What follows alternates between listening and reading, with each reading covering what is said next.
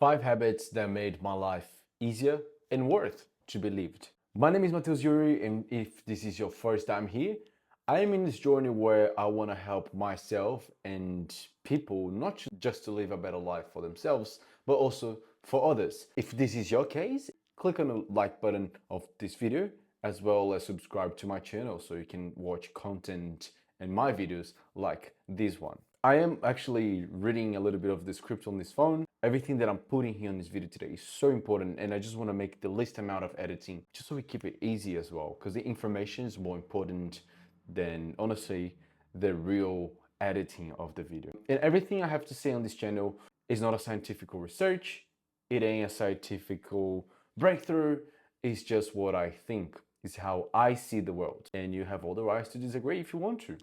Just comment down below whatever you disagree with. So before we get started with the habits, I would like you to choose this habit, prioritize one of them. You might not be able to start with all of them depending on where you are in life, but one thing for sure is for you to prioritize, you gotta make them prior first. And if you wanna do this, then you may need to know your why.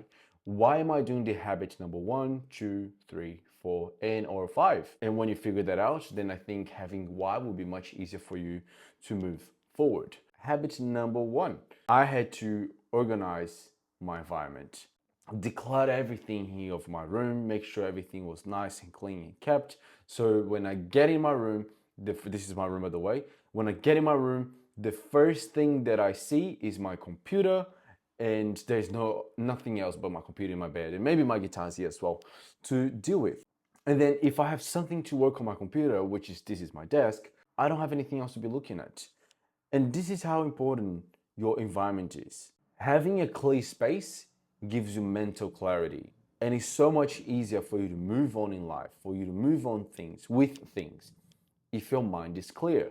Every time you get in a messy place, that place can be your room, that place can be your living room, that place can be your kitchen, wherever that is. What happens to you is if that place is messy, you may be like, okay, I know how to deal with my mess, I know how to find myself within my mess. But the problem is not that if you know how to find yourself or how to find those shoes that is underneath the mess. The problem is because if you want to do something that we really have to do, then it's going to be so much harder because that mess is going to be calling and catching your attention. It is subconscious. Every time you get in the room, the first thing you see is the mess. I'm just explaining to my case, right? For as much as I will go straight to my computer, I will still see the mess. And because I see the mess will be like, hey Yuri, you gotta clean it. Like there's so much happening. We do not operate well in this situation. So make sure you have mental clarity by cleaning your environment. I think this is a very easy, simple first step to be accomplished. So I hope that first one works for you. Habit number 2 is eat healthy. A cleaner food leads to clear thinking. So if you're putting crap into your body, then crap is what you think. If your diet is getting leaner and cleaner, then your brain will be so much sharper, so much clearer as well. There's so much correlation with your gut and your brain, more than you may think about. Your body will only react to the things that you put inside it, but you are in charge of putting the food in your mouth. You are the one who controls what food and how much you put inside your mouth when you open it. Just make sure you're putting the right amount and the right food. If you don't know what the right amount is and you don't have the money for nutrition, then my recommendation is just eat healthy. Even if it's a lot, worst comes to worst, you're eating a lot healthy. And if you see you gaining weight, just eat less of the food. When people look at you and they see you fat, you lose credibility for the most cases. I have seen myself being trusted so quickly by others, people that have never seen me before. They're like, hey, this guy's a marketer. Hey, this guy does videos for YouTube. Hey, this guy is a barber. He must be really good. How they know it is mostly because of the way I dress and how my physique look. Because when you look at my body, you're just like, all right, he's got some discipline. He's got a lot of repetition in his history. And what repetition leads to? Perfection. It leads to doing something really, really well. And your body tells that for you. And if you have a fatty body, honestly, you're losing credibility over somebody who has a nice fit shape. It's just the reality, guys. I did not make the rules. I did not make this be this way. I wish we could change it. But honestly, like a human being that takes care of his body looks better. Am I fat phobic? Of course not. I was fat one day, and I have fat people in my family as well. And I always discourage them to be fat because your life, your health is worth more than the bad food that you put in your mouth. It doesn't matter that the McDonald's chips is good. It doesn't matter that the burgers that you eat are good. It doesn't matter that your balance, and a lot of these people, they think they have balance.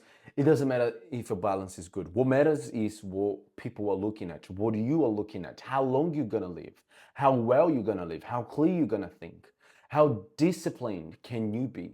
Eating healthy is one of the things that really helps you a lot with decluttering your mind.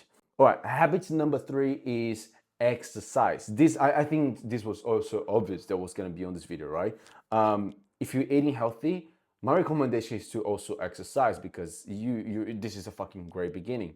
You are made to move. Just think about this for a second. You are made to move. You have thick bones, you have a lot of water in your body, and plenty of muscles. Plenty of muscles everywhere. So we've got 650 skeletal muscles in our bodies. And my question is, why are you not using them? Okay, use them to sit in a chair, fine, that's fine. They made to do this as well for you to be able to sit. But you know what else they made for? They made for you to survive.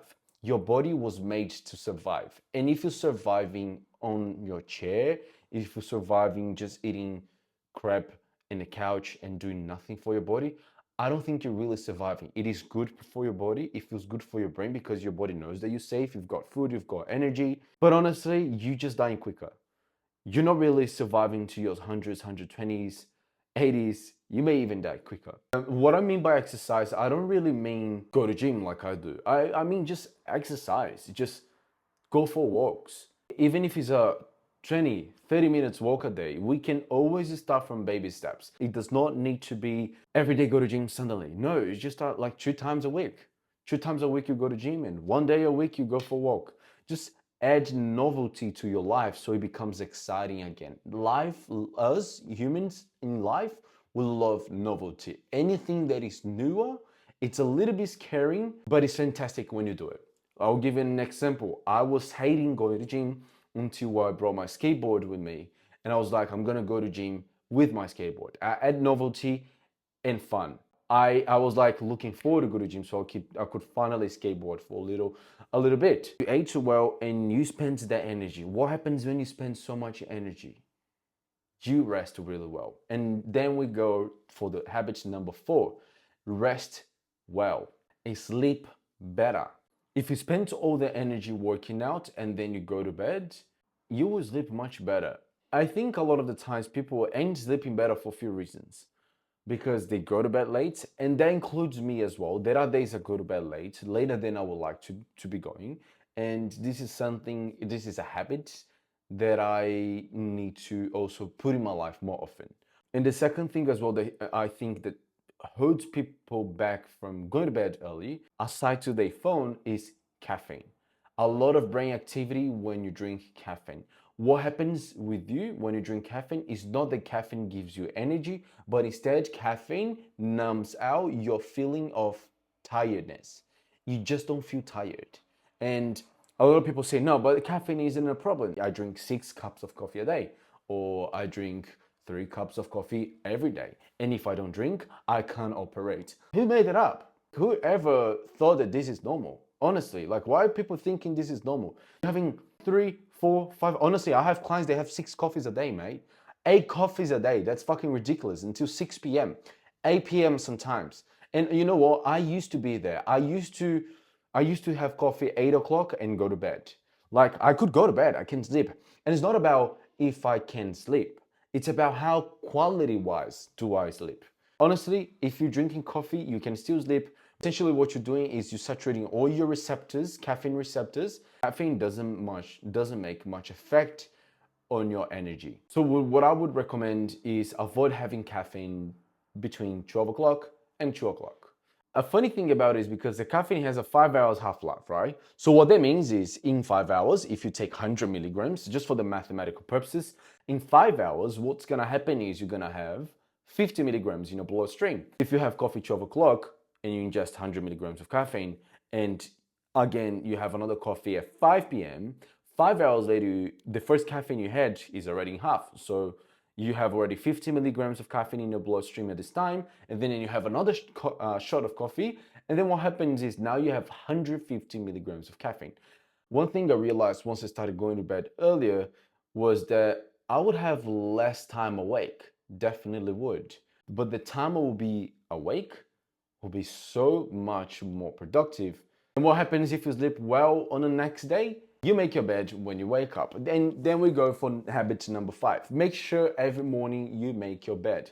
I know it sounds simple, I know it sounds obvious, and it does not need to be complex. It doesn't need to be complicated. And a lot of times people want people to break the code. Hey, bro, you didn't say anything so crazy. You didn't say anything that was magical, because there's no magic on it. Like, it's just as simple as that. The answer is already within you. You just gotta wake that shit up. Making your bed in the morning leads to habit number 1, the first one we mentioned. Keep your environment clean. As soon as you make your bed in the morning, you just feel like, I'm ready and set for the day. And give purpose for that. Why am I making my bed? I'm making my bed because I want to have a successful day. And make your bed. Because honestly, there's nothing worse than having a long, crazy ass day and going to your room and seeing your bed looking like trash. You're like, oh my God, I couldn't even make the bed today. See that little trigger? This is the problem. This is what holds you back from doing most things you want to do. The little trigger, that thing that doesn't really look like it's too much. But honestly, it just adds up because you don't see this once a day. Maybe you see that dozens of times a day. So just keep your eyes open on it. Yeah, and it's pretty much that, man. I don't want to make this video too long. This is supposed to be an easy and quick video as well. I hope that has helped you. And if this video was valuable for you, just make sure you click on the like button down below and subscribe to my channel. Thank you so much. See you all in the next video. My name is Yuri, straight from Australia. See you later. Bye.